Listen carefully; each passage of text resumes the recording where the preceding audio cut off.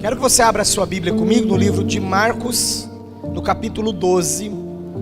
E nós faremos a leitura, mesmo assentados como os irmãos estão, mas acompanharão a leitura que eu farei. Faremos a leitura do versículo 41 até o versículo 44. Marcos, capítulo 12, do versículo 41 até o versículo 44. Muito fácil de encontrar, o segundo livro do Novo Testamento. E são as palavras de Jesus, é um texto em que Jesus fala profundamente.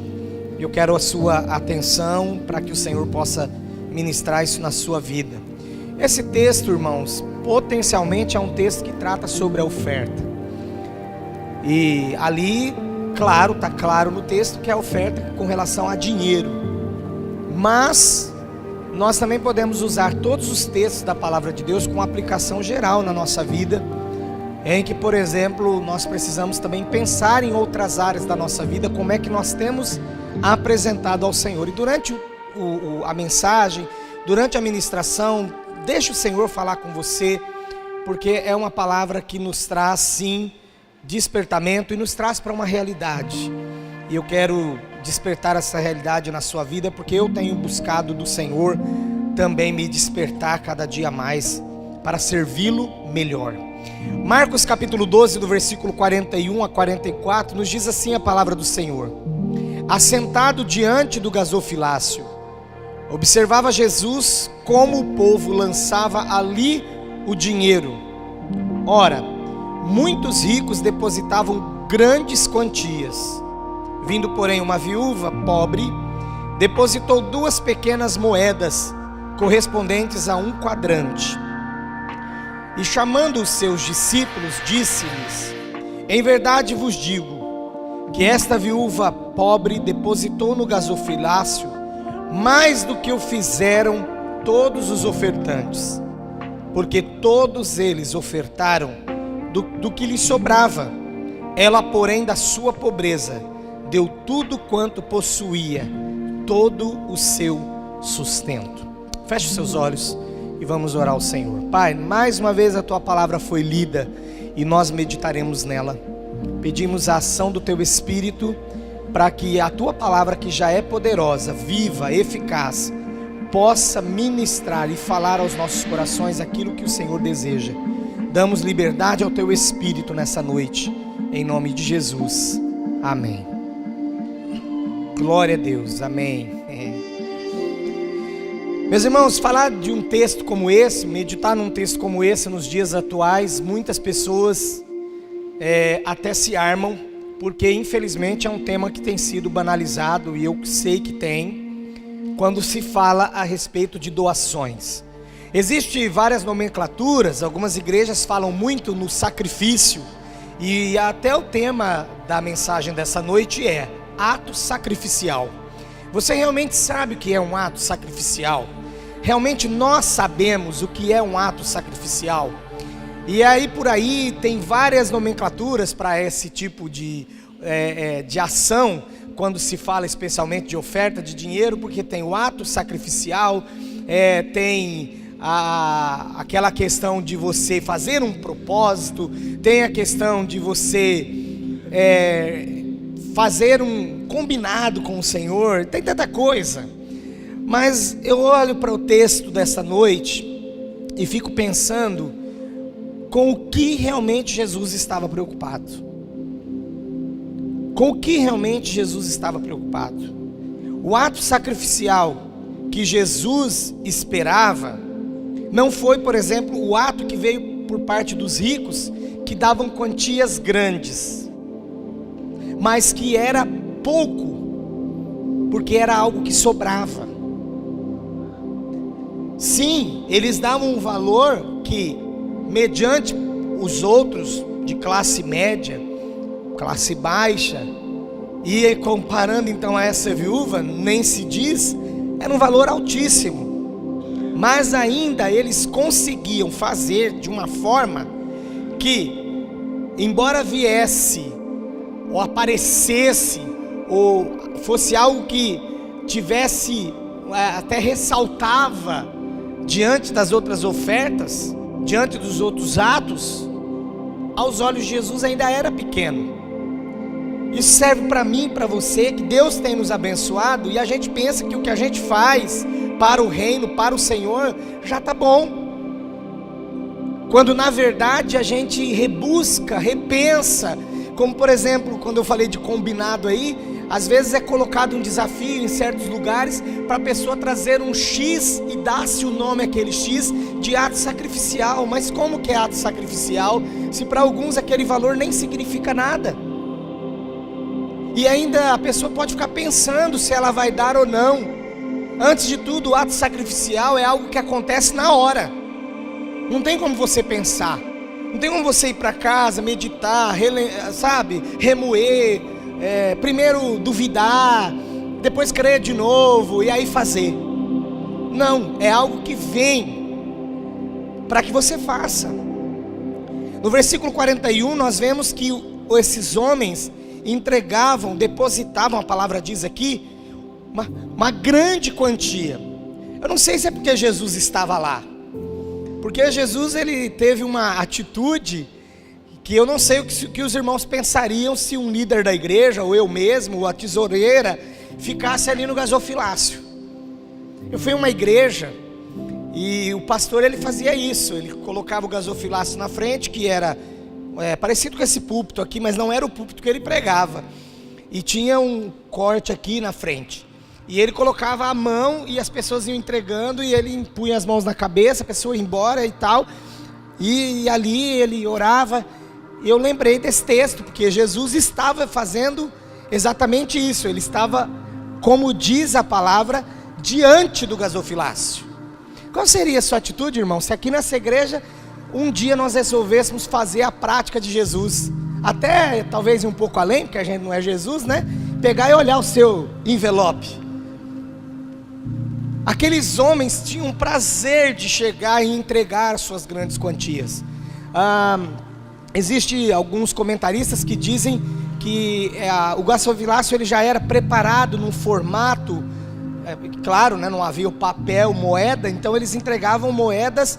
Era um gasofilácio como realmente um funil, e as pessoas iam colocando lá.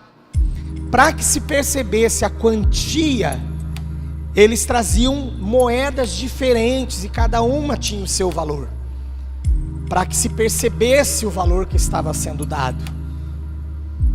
Jesus faz a observação que, apesar de ricos, eles estavam dando apenas uma parte. Mas falando aqui do versículo 42, em que Jesus observa a atitude daquela viúva, ela, apesar de pobre, estava dando tudo. Quem fez o ato sacrificial lá foi esta mulher. O versículo 42 diz que ela tinha 2 pequenas moedas, e ela depositou as 2. Ela não ficou com nenhuma. Eu fiz uma conta hoje antes de trazer a mensagem. Eu peguei baseado no salário mínimo brasileiro, dividi por 30 para achar um dia. Quanto vale um dia? Porque aqui ela deu o correspondente, cada moeda dela correspondia a 1/64 avos de um denário. Então, se nós trouxermos para a realidade de hoje, do salário mínimo, que um dia de trabalho dá pouco mais de R$30, quando nós dividimos por 64, nós vamos encontrar 0,48 centavos cada moeda. Ela tinha 2 e ela entregou as 2. Se ela fosse um pouquinho mais premeditada, se não fosse um ato sacrificial, ela entregaria uma e com a outra, trazendo para a realidade brasileira de novo, ela comprava um pão no outro dia, que é 50 centavos um pão. E se ela tivesse uma reserva na casa dela, como alguns talvez tenham um molho lá hoje para comer depois do culto, de salsicha com carne moída, pronto, ela tinha alimentação para um dia. Em que essa mulher pensou, irmãos? Ela pensou em si mesma? Não. É disso que o Senhor Jesus está falando. Jesus aqui ele qualifica o sacrifício dessa mulher, não porque ele era grande, ou porque ele era pequeno demais. Jesus ele nunca qualifica o sacrifício como grande ou pequeno pela quantia que se dá, mas pela quantia que nós retemos para nós mesmos, daquilo que a gente sabe que não é para reter, daquilo que a gente sabe que não é para nós. E a gente fica querendo rebuscar, ir para texto do antigo, e vai para o novo, e põe um texto contra o outro. Já viram colocar texto da Bíblia para brigar? Tem gente que coloca texto da Bíblia para brigar. Não, não pode, não é mais, não é antigo, não é novo, não está no novo, não sei o quê. E fica recorrendo a essas coisas. Mas aqui nós estamos no Novo Testamento, nós estamos diante de um texto que Jesus administra a história. E Ele chama a nossa atenção ao sacrifício. Nós não vamos nunca podermos, como alguns falam, eu me sacrifico, Senhor. Não, Jesus já se sacrificou por você, é Ele quem morreu na cruz do Calvário. Você não pega nem beira, nenhum sacrifício que você venha fazer, você vai poder ser melhor, ou fazer melhor do que o sacrifício de Jesus, jamais. Se a gente não consegue fazer nem nessas pequenas coisas. E outro dia, irmãos, eu fiquei, entre aspas, horrorizado, porque um pastor, para poder chegar ao coração das pessoas, para ofertar numa grande concentração aí que eu fui, ele disse assim: olha, irmãos, nós temos que pensar como o Pai pensou, que Ele doou o seu próprio Filho por nós. E olha, irmãos, doar dói, porque isso doeu em Deus. Então ele já colocou sentimento e tal.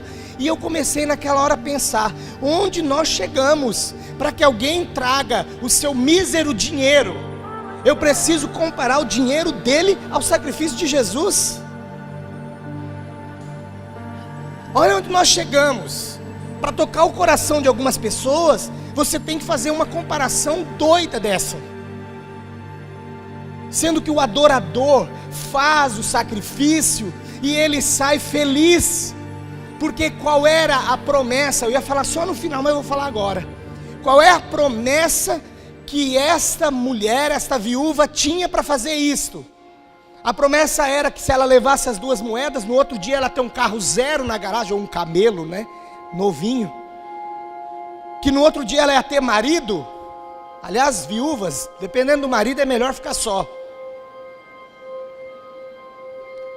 Ela tinha alguma promessa, irmão? Ela tinha algum combinado para ela levar esse sacrifício? Precisou prometer alguma coisa? Banheiro novo, por exemplo?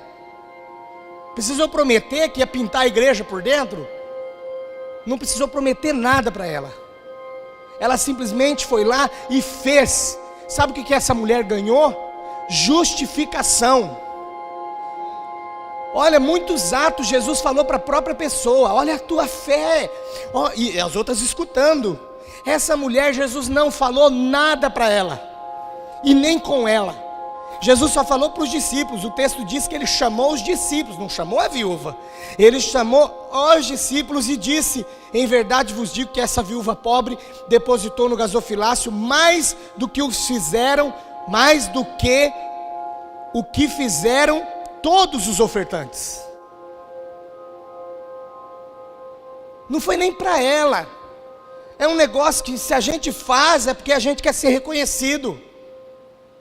Não é a realidade dessa igreja, glória a Deus. E por isso sempre que eu trago textos ou mensagens para ser um texto já preventivo, não chegar quando for remediativo, mas eu tenho histórias e conheço, já vivenciei histórias de pessoas que fazem algo até substancial pela igreja. Não estou dizendo que não, mas porque a pessoa quer saber ao fundo tudo o que o dinheiro dela virou. É como se fosse uma aplicação. Por isso eu tenho até relutado um pouco com aquela palavra investir. Claro que tem os textos que diz que você dá e dar-se-vos-á. Lógico que tem o texto que diz que se você plantar, você vai colher. É lógico que tem o texto que diz que quanto mais você plantar, mais você vai colher. É lógico. Mas isso, irmão, é a consequência da atitude do adorador, como esta viúva, que não fica pensando, repensando e fazendo contas e recontas para de fato entregar algo ao Senhor, mas porque tem um coração voltado a Ele, faz de verdade, faz com vontade. e sai dali justificado, e sai dali com o coração realmente aliviado. Eu fiz o que eu deveria fazer. É isso que vale a pena a gente ver nas pessoas. E por isso eu tenho relutado com o termo, por exemplo, investimento, porque a gente espera barganha, a gente espera retorno, a gente espera como se fosse um juro. E hoje o que mais se fala no meio aí com relação a dízimo, oferta, é que você precisa ficar dando, porque aí você vai receber, porque você deu. É claro que tudo que você deposita no altar do Senhor tem seu valor. Mas e no caso dessa viúva, que ela não tinha uma promessa, ela não tinha uma campanha alinhada, nenhum propósito alinhavado, não teve nenhum profeta que veio dizer para ela, pode depositar tanto que vai render tanto. Ela não tinha nada de segurança humana, mas ela deu tudo o que ela tinha, tudo. O sistema de valor ou de valores que Jesus trata, ele inverte totalmente conceitos, como por exemplo, dar com vistas a receber. Eu só dou porque eu recebo. Jesus, ele elogia essa mulher porque ela conhece Deus e sabe que Deus é o seu provedor. É o seu provedor. A palavra que Marcos usa aqui, a palavra usada no Evangelho de Marcos para esta viúva, no grego é ptokos. E eu fui procurar saber o que significa essa palavra em sua raiz. Porque eu falei, bom, quando alguém destaca assim o sentido da palavra, é porque, para eu saber qual era realmente a condição daquela mulher, além de viúva, o que ela era. Provavelmente ela era conhecida, todo mundo sabia dos seus problemas, da sua limitação. Por já ser viúva, não saía casando a hora que queria, não tinha pensão do INSS, de nenhum outro fundo, não podia sair casando conforme a cultura já predeterminava com qualquer um. Lembra da história de Ruth? Tinha que ter um sucessor, um alinhamento familiar, consanguíneo. Então ela não podia sair procurando marido, namorando, nem avisa o pastor, nada disso. Estou dando indireta para ninguém, irmão, só estou contando a história aqui. Enfim, ela não tinha como ter uma vida confortável, já por ser viúva. Mas aqui, o termo usado para essa viúva, remete a alguém que estava numa situação de pedinte. A situação dela era uma situação de alguém servil. Sabe a pessoa que troca um serviço por um alimento, por um copo d'água? Era a situação dessa viúva. A situação dessa viúva era de alguém angustiada. Tudo isso está na raiz da palavra grega usada pelo Evangelho de Marcos. Isso contraria o que as igrejas pregam, não essa, o que as igrejas pregam, porque fica prometendo coisas para que antes você faça alguma coisa para Deus, ou que você faça para receber em dobro, quadriplicado no outro dia, agora, saindo da igreja. Eu já tive experiências com o Senhor, de receber algo que eu não esperava, e eu sei que veio dele, aleluia, mas eu tenho a convicção também no meu coração, que eu nunca fiz, esperando algo em troca. É isso que nós temos que aprender com esse texto nessa noite, que nós vamos fazer, independentemente de promessas, porque a principal promessa já se cumpriu.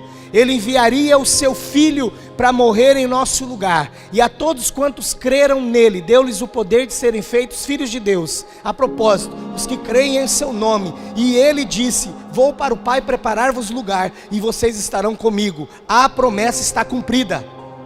Deus não precisa prometer mais nada para você trazer dinheiro.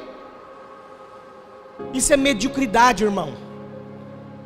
Tem um sistema aí fora vivendo disso, mas nós não viveremos disso. Nós viveremos de pessoas que amam a Deus.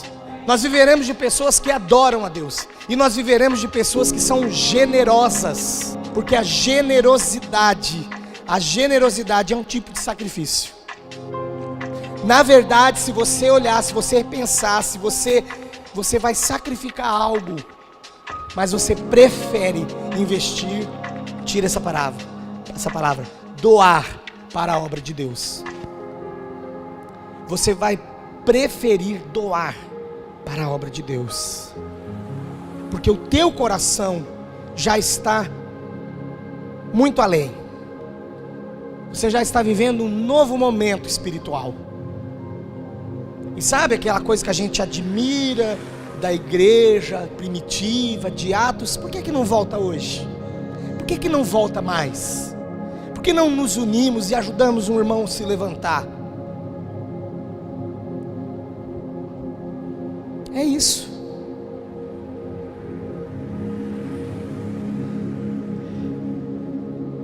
Essa mulher era alguém totalmente destituída de bens. Alguns que dizem que ela não tinha nem mesmo casa para morar. As moedas dessa mulher, irmãos, eram as menores em circulação. Aqui no Brasil tem uma moeda que sumiu de circulação. Qual que é a moeda? Então é isso que ela tinha, 2 centavos. Se fosse hoje, ela teria 2 centavos. Eu cheguei à conta de que ela talvez teria o equivalente a R$1 ali na hora, porque as 2 moedinhas dela valiam isso. Como ela deu 1/64 avos de 1 denário, mas ela deu as moedas de menor circulação. O salário dessa mulher, ele não era algo existente. Eu fico pensando nas pessoas que falam assim: eu tenho sacrificado, eu tenho feito muito por Deus, para a obra de Deus.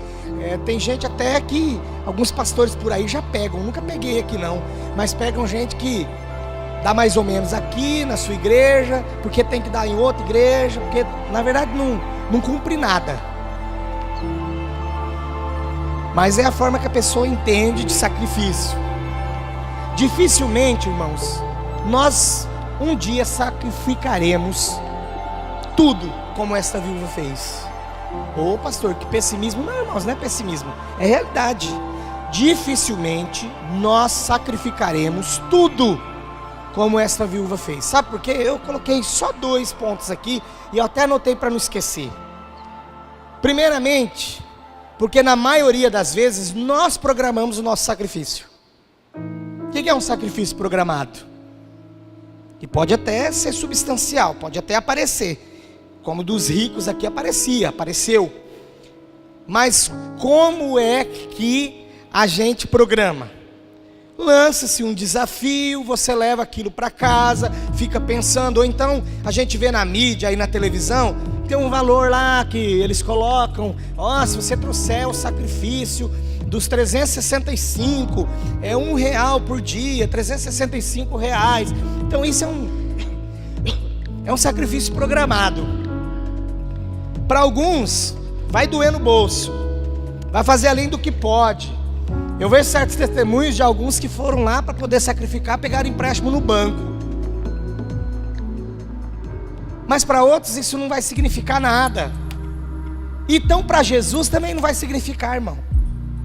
Porque quando não significa nada para você, você acha que significa para Jesus? A outra coisa é que o sacrifício programado, a gente fica pensando em Abraão. Se Deus programasse com Abraão o sacrifício, será que ele teria ido até o final? Então o sacrifício programado geralmente não vai. Nós já tivemos estratégias aqui de fazer papelzinho, que aí você ia entregar. Tem papelzinho até hoje lá, não sei aonde, que nós já sumimos com eles. Porque o sacrifício programado, ele se perde. Abraão, ele foi sabendo, a história foi chegando à medida que ele dava passo para o sacrifício. E ele soube, quando chegou lá em cima com o menino, e disse: bom, está aqui o fogo, está aqui a faca, está ali as pedras, o altar, mas cadê o cordeiro? Aí vem, é seu filho. Por isso que eu não acredito em sacrifício programado. Você precisa fazer algo para Deus que nem você espera. E eu não estou querendo com essa palavra ficar falando do seu dinheiro, porque eu não vou rebaixar o Evangelho de Cristo ao seu dinheiro, mas todas as áreas da sua vida. Se você ficar pensando antes de servir, se você ficar pensando antes de se doar, se você ficar pensando antes de fazer, você não vai fazer nada. A outra coisa é que provavelmente nós nunca chegaremos ao sacrifício dessa viúva, é que mesmo que nós demos tudo o que nós temos, presta atenção, mesmo que nós demos, mesmo que nós doemos tudo o que temos, num certo momento, pensa agora, quando você tem aí no bolso, pensou? Eu não tenho nada,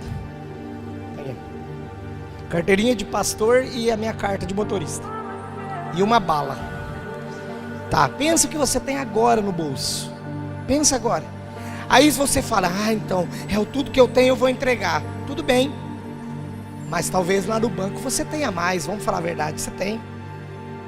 Mesmo que lá no banco você não tenha, e você até pensa assim, se eu doar tudo que eu tenho no bolso, pastor, realmente hoje eu estou doando tudo que eu tenho, porque eu não tenho nada no banco, eu tenho 10 centavos no banco, não dá para retirar, porque o caixa nem solta esse valor. E olha, pastor, realmente eu estaria doando tudo, mas você está empregado. Sexta-feira é o 5º dia útil aqui no Brasil, você vai receber de novo. Tá vendo como você não chega ao sacrifício da viúva? Ela tinha o que para receber, irmãos? No outro dia. Qual era a perspectiva de vida dela? Nenhuma, financeiramente falando. Por que que ela fez isso? Ela saiu de lá justificada, mas nem ela mesma teve acesso a essa informação, porque Jesus não falou diretamente para ela, Jesus falou para os discípulos. Mas de uma coisa essa mulher tinha conhecimento, tinha ciência, era o Deus que ela servia, não tem outra forma. Mais interessante ainda é que ela vai ao templo levar a sua oferta. Tanta gente falando mal disso, né? Religiosidade e tal. Ela era religiosa então, porque ela fez questão de ir lá e entregar tudo o que ela tinha. Pastor, qual é a motivação dessa palavra? Alguém que, além de pobre, o senhor já disse aí que ela era pobre, pobríssima, muito pobre. O que isso tem a ver comigo? Isso sabe o que tem a ver com você, comigo, conosco? Sabe o que essa palavra tem a ver? Que deve despertar em nós uma grande vergonha. A gente não se esforça por missões como deveríamos. A gente não se esforça para evangelizar como deveríamos. A gente não se esforça para vir na casa de Deus como deveríamos. A gente não se esforça para dizimar e ofertar como deveríamos. A gente não se esforça para doar. A gente tem muitas desculpas. Isso a gente tem bastante. E eu te entendo, irmão. Eu sei que quando você está passando por dificuldade, você tem que trazer mesmo, às vezes, não vou chamar nem de desculpa, uma justificativa. Mas e essa mulher? Por que ela não trouxe uma justificativa? Aproveitando que Jesus estava no gasofilácio, por que ela não fez como outros doentes, como outros necessitados? Por que ela não aproveitou a deixa e tocou nas vestes de Jesus e saiu com o bolso cheio? Por que ela não pegou ali Jesus e disse: Senhor, eu gostaria muito de ofertar, eu gostaria muito de fazer, eu gostaria, mas Senhor, Tu sabes que eu não tenho. Tudo bem, Senhor Jesus amoroso, misericordioso, como é, diria, olha, aqui está a minha bênção. Jesus não ia censurar aquela mulher, mas ela tomou um passo de fé, que eu mesmo, para a minha vida hoje, eu estou colocando um divisor de águas a partir de agora. Porque tudo que eu pensei, a gente tem esse costume, tem gente talvez rebuscando como eu fiz, aí na memória, tudo que já fez. E eu cheguei a um ponto, eu cheguei a uma conclusão: eu ainda não fiz nada. Eu ainda não fiz nada. Não fiz. A gente precisa parar e pensar. Ela não guardou nenhuma moeda. Já eram 2 pequenas moedas, mas ela não guardou nenhuma. Uma se significa lá aquela base do denário, e trazendo para o denário de hoje, aqui no Brasil, daria para pelo menos ela comprar um pão no outro dia. Não sei se naquela realidade dava, mas na nossa realidade pelo menos dá. Ela não se preocupou com o outro dia, porque ela podia dar uma moeda, mesmo com a prerrogativa de que ela deu uma hoje, porque amanhã ela ia voltar e dar a outra. Tem gente que fala isso também. Mas ela deu tudo o que tinha. O que mais me chama a atenção nessa mulher é ela ter saído dali justificada pelo Senhor Jesus, mesmo sem ela saber. Tem gente que precisa de confirmação. Eu já pensei nisso também. Eu vou fazer tal coisa, porque de repente vai chegar alguém, vai surgir alguém e vai reconhecer o que eu fiz. Que balela, irmãos, que a gente vive. Que vida que a gente vive, né? Realmente nós temos feito tudo o que nós podemos fazer pela obra? Eu tenho certeza que no outro dia ela teve a provisão novamente, porque ela conhecia o seu Deus. Mas e nós que temos toda a segurança que a gente tem hoje? Quero que você que está empregado pense nisso. Quero que você que está talvez até numa área pública, pense nisso. Você que talvez é aposentado hoje, mas pastor, o INSS está ganhando. Não precisa reclamar do INSS não. Porque essa viúva não tinha nada disso. Nada. E ela fez. Então nós não temos desculpas para não fazer. É isso que essa palavra nos remete. A isto que essa palavra nos leva. A esta confrontação, a esta realidade. O que a gente tem feito?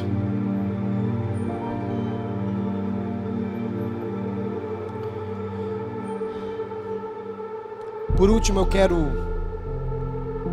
considerar a você que nessa noite, em seu coração,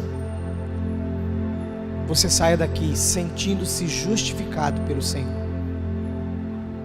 Se você for capaz de sair daqui nessa noite justificado pelo Senhor sobre aquilo que você faz ou tem feito, então você tem cumprido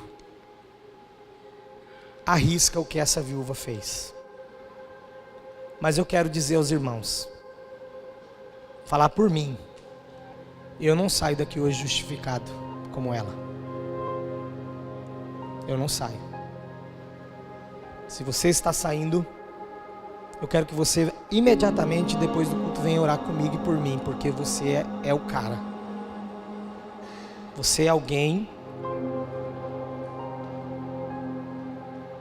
exatamente como eu falei no início da mensagem, como esse tema está sendo muito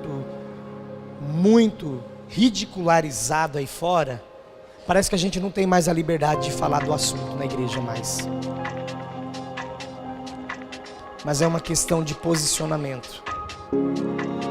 É uma questão de reconhecer que o Senhor está neste lugar, que todas as vezes que nós entramos aqui, nós precisamos trazer algo novo para Ele, porque Ele tem nos dado algo novo todo dia. E nós temos vivido em novidade de vida. Quero que você feche os seus olhos.